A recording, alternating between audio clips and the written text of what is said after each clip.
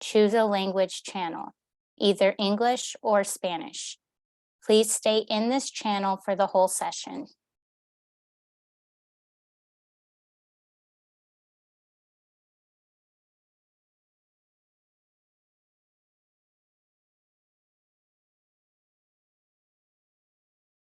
You should now see the globe icon in the menu bar at the bottom of the screen and select your preferred language. Welcome everyone. I'm Rachel Garcia with the Boulder Small Business Development Center, and I'm facilitating today's session. The Boulder SBDC is a nonprofit organization supporting small businesses in the county through confidential and no-cost one-on-one consulting, workshops and programs, and connections to partners and resources. This is the final of 3 listening sessions to share information about the upcoming minimum wage increase in unincorporated Boulder County. Thank you to the participants for joining this session, and to our commissioners, the Boulder County team, and the Latino Chamber for their work and collaboration in producing this series. The format this afternoon will be a short presentation followed by questions and comments. The chat is turned off for this session, but questions about how the meeting will work or technical issues can be shared in the Q&A. If you have a question or comment to share about the local minimum wage, please raise your hand after the presentation using the option on the menu bar at the bottom of your screen, and we will promote you to a panelist so you can ask your question or make your comment. When you are promoted to panelist, please remember to unmute yourself.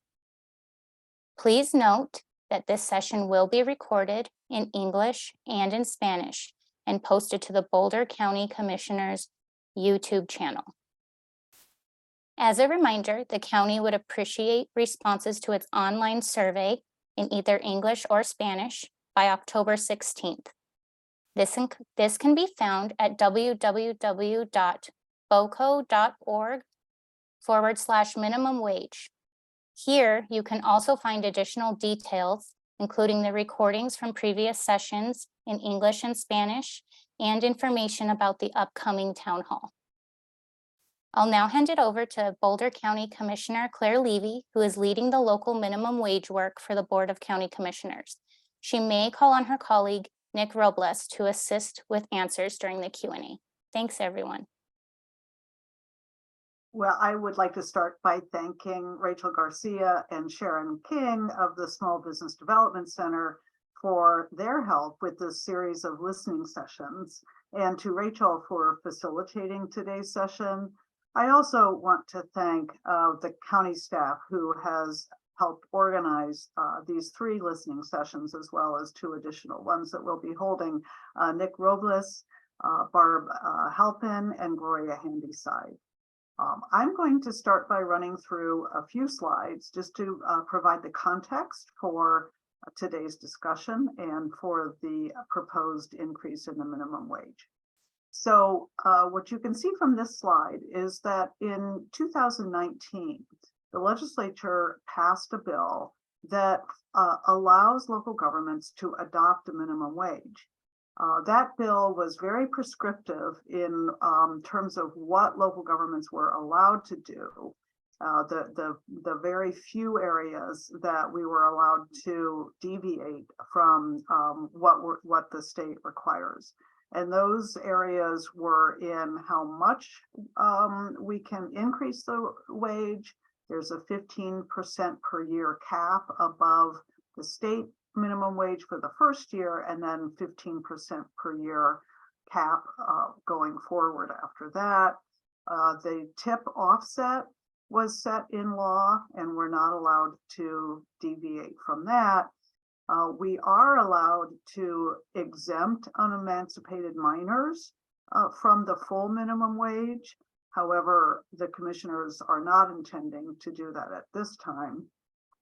And as you can see from the slide, we are also not allowed to carve out any business types or businesses based on their size.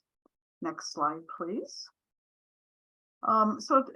Continuing here with just background, in 2016, Colorado voters increased the state minimum wage and provided a series of steps to get the state minimum wage to $12 an hour by 2020.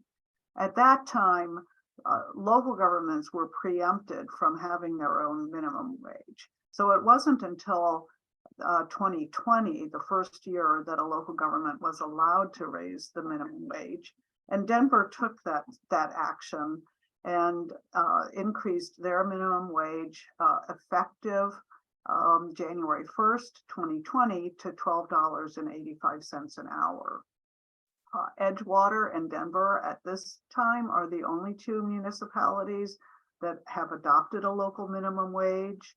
And you can see here what that schedule of increases provides for. Next slide, please.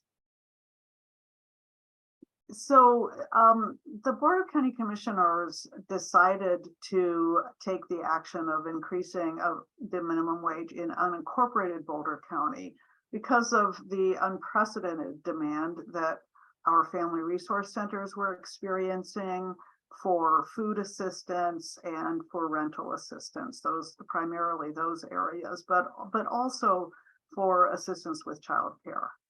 And so, we've seen the effects of inflation on people's paychecks, and it's very obvious that the lowest paid workers in Boulder County are not able to meet their basic needs. The Department of Labor and Employment was charged by law with studying the effect of a minimum wage increase. And since Denver raised theirs in 2020, they did a study that they released in 2021, and then another report that was recently released that shows that Denver's unemployment rate was more favorable to comparable jurisdictions, even after increasing the minimum wage, and also that their sales tax receipts did not decline. So those findings are in a report that's posted on the website of the Department of Labor and Employment. Next slide, please. So the minimum wage for unincorporated Boulder County, effective January 1st, 2024, will be $15.69 an hour. That is the 15% increase above the state minimum wage that we are allowed by law to do. The tipped wage will be $12.67 an hour. And again, as I said earlier, that's what the law requires us to do. And these wages will apply to all employees working 4 or more hours in unincorporated Boulder County. The law allows us to enforce this at the local level or have the Department of Labor and Employment take on that enforcement role, and we will be having CDLE continue to do what they do for all the other workers in Colorado, and they will be enforcing it. Next slide. So many of the municipalities in Boulder County have expressed an interest in adopting a local minimum wage. However, they are targeting January 1st, 2025 for an effective date. And one issue that we would like input on in this series of listening sessions is related to what the long-term wage should be before we go forward with CPI increases. We have been considering and getting comment through our survey on 3 different proposals. One is to eventually match Denver's minimum wage, and that's the approach that Edgewater has taken. Another is to reach the county adopted livable wage for our lowest paid employees of $22.44 an hour. And the third is to reach the minimum wage coalition's proposal of $25 an hour by 2028.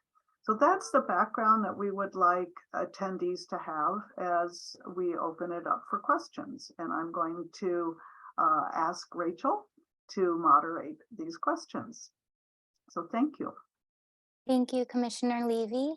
And just a reminder for attendees to please raise your hand, and then we'll promote you to a panelist. And once you're promoted to a panelist, you can come off mute to ask your question.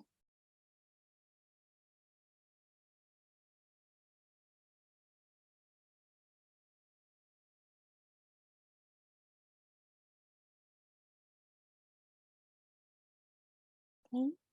We have one question. And you can come off mute to ask.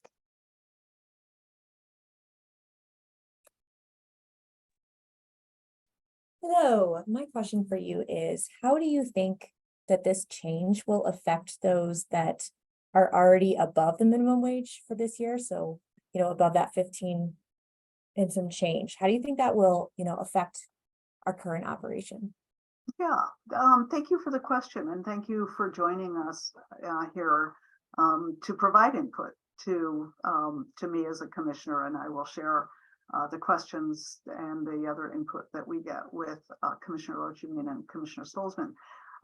So how employees who are currently making more than the minimum wage are addressed is really going to be up to individual employers.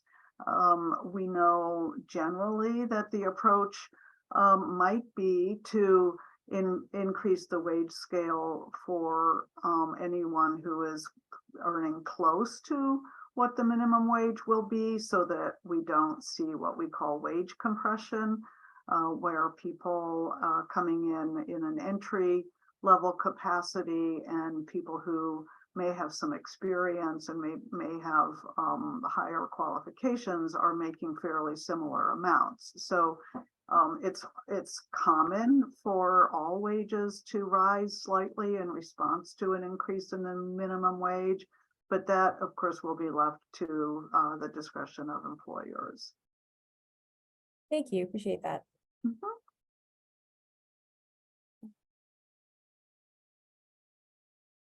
We'll give it a moment if anyone else has a question. Yeah, and a reminder to either raise your hand or you can type it in the Q&A if you're more comfortable doing that. And thank you, Rachel. Thank you. And while we wait, let's get into some further questions that we have. So will this increase apply to businesses with less than 10 employees? Yes, it will. As I mentioned during my introduction, we are not allowed to exempt out businesses either based on size or based on the field or the kind of employer that they are. So all employees that work 4 hours or more in unincorporated Boulder County will have to be paid that minimum wage or above. Thank you. And we did get another question about wondering what interesting conversations have come from the other 2 listening sessions. Oh, yeah, that's great. Happy to share. So most recently, we had a listening session in partnership with the Latino Chamber of Commerce of Boulder County. And there were questions, I don't know, maybe not so much questions, but concerns that were expressed regarding regarding childcare businesses, especially smaller, newer childcare businesses that are just starting up, that are facing the challenge of trying to pay their workers a fair amount while also having childcare be affordable to people who need it. Another issue that we received comment on was landscaping businesses that are feeling some pressure to purchase expensive electric and battery powered equipment in order to satisfy customer concerns, and how they would shoulder the additional expense of an increase in the minimum wage when they're purchasing new equipment. I think the third area was on restaurant owners, and we had a comment from a woman who has just opened a burrito business, and she wants to pay her workers more, but her business hasn't really gotten established, and she feels she can't raise her prices very much here in order to cover an increase in the minimum wage. I think those are the three areas that came up in our most recent listening session. And I'll just say that we're receiving a lot of comments that are similar to those. Thank you. And will this increase also apply to nonprofit organizations? Yes, it will. Any employer, regardless of their status, that has an employee that they pay as, what we call a W-2 employee, must be paid this minimum wage. It does not apply to independent contractors. Thank you. And what do small businesses need to do differently once this becomes effective? Do they need to post a notice or notify any employees? Yes, that's a great question. They do need to post somewhere or notify their employees in some way of what the minimum wage is. And I believe the law, and this is not really a change in the law, so they're required to do that every year when the state adjusts the minimum wage currently based on the consumer price index. But they are required to notify their employees of what the wage is. This will also be posted on the website of the Department of Labor and Employment. They post the state minimum wage. Currently, they post the Denver City and County of Denver minimum wage. And Edgewater's will go into effect in 2025. 2024. They will be posting that, and they will post hours. So employees will also be able to go there to find that. Great, thank you. And what if the employee is actually employed in a city and not in the unincorporated county? Yeah, I hope there's not too much confusion about that. That's something we want everybody to understand very clearly, that what the county commissioners are proposing to do is only effective to people who work in unincorporated Boulder County.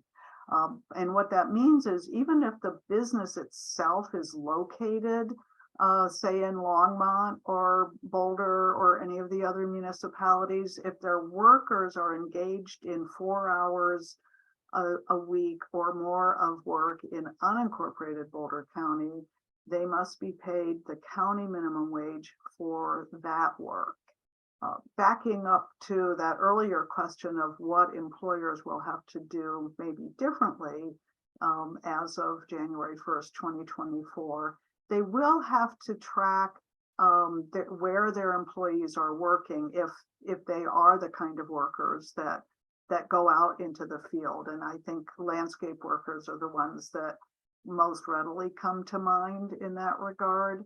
So if your employees work all over Boulder County, you will have to have a means of tracking whether they're working in unincorporated Boulder County for 4 hours a week or more, and then make sure they get paid the appropriate amount. Thank you. And can you please remind us how this wage will apply to tipped workers? Yeah, so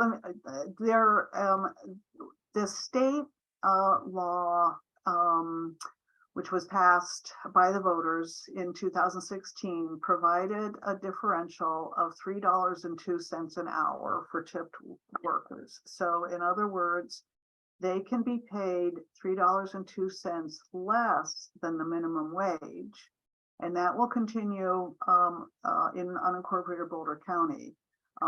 But they can be paid less provided the tips that they earn are sufficient to bring them up to the minimum wage of $15.69 an hour or whatever it is going forward. If their tips bring them over that amount, that's fine. They can be paid that $3.02 differential. But if they don't receive enough tips to come up to the minimum wage, then the employer has to make up the difference. And that's the same as the law is right now. Okay, thank you for clarifying. And also, does this increase apply to all minors under the age of 18 years? Yes, it does. Yes, it does. The law does allow us to exempt unemancipated minors. However, we feel that because the purpose of a minimum wage is to establish a floor for what is a fair amount of compensation for a person's labor, a unemancipated minor is doing the same work that an emancipated minor or an adult might be doing, and so they should get paid a fair amount for that labor. Thank you. And before we get into further questions, I'd like to ask the audience if there are other policies you would like elected officials to consider changing that may offset any impact of an increased minimum wage. And while we give a few moments to consider that question, can you please remind us when the local minimum wage will become effective? Yes, yeah. January 1st, 2024. And what's important to know about that date is that state law limits us to having any change in the local minimum wage effective on January 1st of any given year, so that it coincides with the state requirement that the state minimum wage be adjusted effective on January 1st of every year. Great, thank you. And can you please tell us more about the advantages of the minimum wage increase in other areas and what the process has been to address any unanticipated matters? Yeah, I'll do my best. I'm not sure that I really know enough about what the effect has been in other areas. I can say, based on the study that the Department of Labor and Employment did of the impact of the increase in the city and county of Denver, it has had no negative impacts, just in terms of the unemployment rate or in terms of sales tax declining, which you might see if businesses were leaving Denver as a result. What we've generally seen just throughout the country, and in fact, in response to the minimum wage increase approved by the voters in 2016, is that local economies really grow. And the reason for that is that the lowest paid workers tend to spend the money that they receive in wages. They spend it very locally on necessities like food, like school supplies, like clothing for their children. And so that money gets put immediately back into the local economy. So generally across the country, as economists have studied minimum wage increases, it's considered to be a benefit for the local economy. Thank you for that information. And just another reminder for attendees, if you would like to ask a question or share any feedback, please raise your hand and we'll promote you to a panelist, and then you can come off mute and share your question or feedback. Okay. And Commissioner Levy, which communities within unincorporated Boulder County are expected to be impacted the most by this change? Well, I think we'd want to look at the communities that work in unincorporated Boulder County. We don't have a comprehensive list in that area. We do have a lot of agricultural workers that that are employed in unincorporated Boulder County. So I would say ag workers. We have some small businesses in Niwot, which is unincorporated, in Allen's Park. Those are the two largest unincorporated communities, so that, you know, whatever businesses are there, we know Niwot has restaurants and cafes and some art galleries and things like that. There's a grocery store. And so, you know, it's really just the people that are working in an unincorporated Boulder County. And as I said, from in response to an earlier question around the feedback that we got at other listening sessions, we did hear, oh, I should mention Gun Barrel as well, although there are very few businesses in the unincorporated part. You know, we did get some feedback and concerns about landscape companies and people providing childcare, perhaps in their homes. Thank you. And from the survey results that you have seen so far, can you share some of the concerns or other feedback from the community? Yeah, you know, we're getting a lot of very positive response. And most of that is just based on the high cost of living in Boulder County.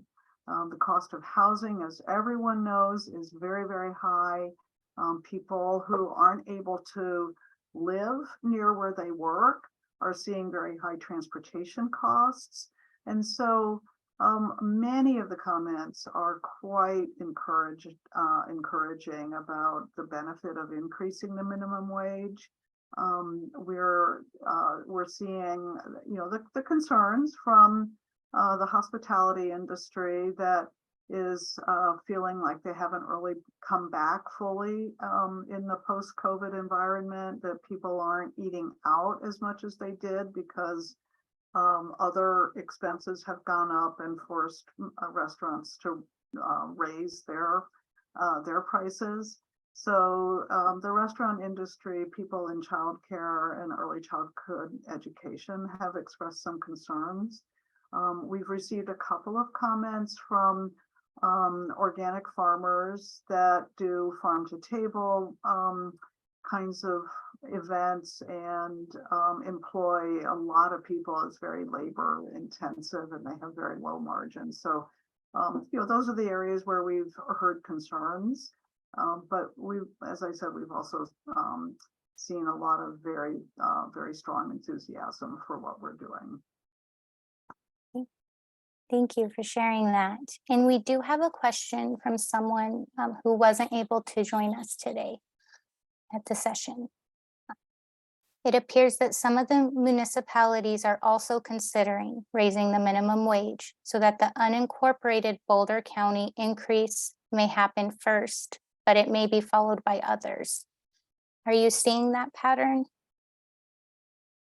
The question is, are we seeing a pattern of the municipalities following Boulder County's action? Yes, correct. Yeah, well, they're still having conversations. We were all having this conversation together in 2022, going into 2023, about a desire and an intention to have a regional minimum wage throughout Boulder County. The municipalities did decide that they prefer to wait until 2025. And at this point, given where we are on the calendar, we're not expecting that to change. We will be in very close contact with City of Boulder, City of Longmont, I believe Louisville, Erie, Lafayette are all looking closely at increasing the minimum wage effective in 2025. And so we'll be working closely with them so that we can sync up and have a uniform minimum wage throughout Boulder County as quickly as possible.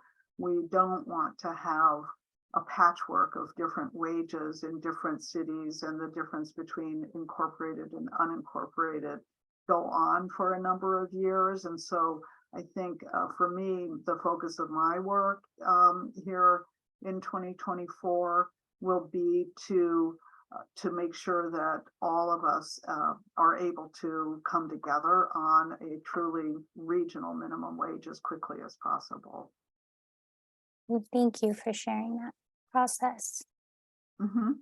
And I have a final question for today. So if any participants want to share some feedback or ask a question, please raise your hand. What resources will be available to support small businesses in this transition? And are there any discussions taking place to expand current or bring in any new resources? Yeah, that's a great question. And I wish I had a better answer than the one I'm going to provide.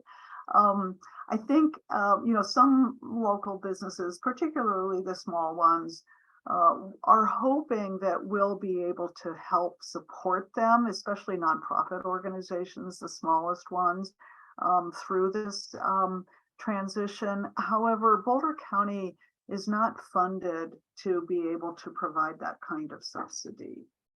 But we are very strongly considering increasing our support for organizations such as the Small Business Development Center and the Latino Chamber of Commerce, so that they can be a resource to small businesses if they want to try to do a better job of marketing, if they need some support on their payroll structure, things like that, so that small businesses don't unintentionally underpay their workers simply because they don't have the resources to make sure that they're paying the appropriate amount. So we're not proposing at this time to provide any direct support to businesses specifically because of the minimum wage.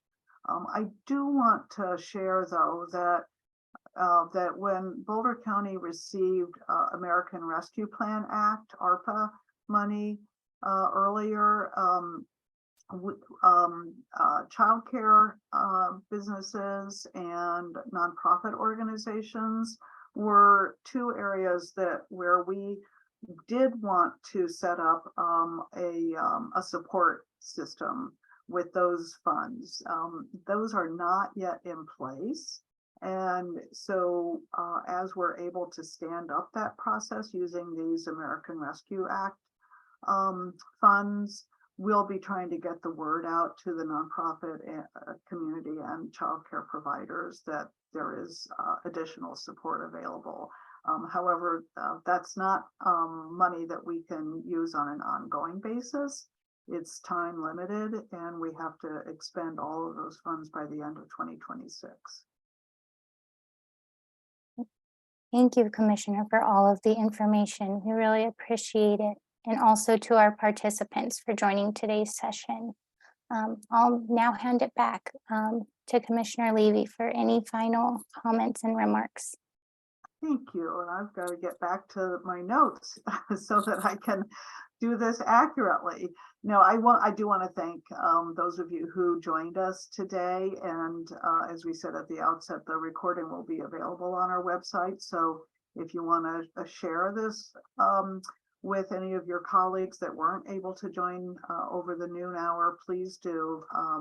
It'll take just a few days for us to be able to get it posted. But the questions were great. It was really provided an opportunity to provide more explanation and background. So we will have an in-person town hall event in Niwot at the Left-Hand Grange, and this is on October 12th. It'll be from 5:30 until 7. The Grange is located at 195 2nd Avenue in Niwot. And so we'll take any questions or comments at that town hall on the minimum wage. Of course, it's also open to any other concerns or questions that people want to put before us. And then we'll be hosting a public hearing on the ordinance that we'll be adopting in order to put this in place on November 2nd. And I believe that is scheduled to begin at noon. And we have several hours set aside to take public comment on the ordinance. And that ordinance will be posted to our website, I believe sometime next week. So those are the two opportunities coming up.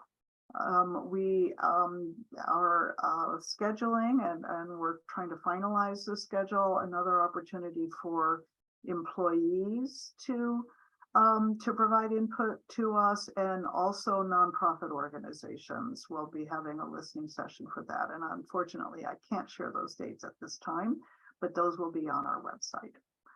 So I will close by thanking again Rachel Garcia, Sharon King, our staff, Barb Halpin, Gloria Handyside, and Nick Robles for helping me with this. And again, I hope this has been helpful to people so that they fully understand the change in law that will go into effect on January 1st, 2024. And I think with that, we can go ahead and end this webinar. Thank you.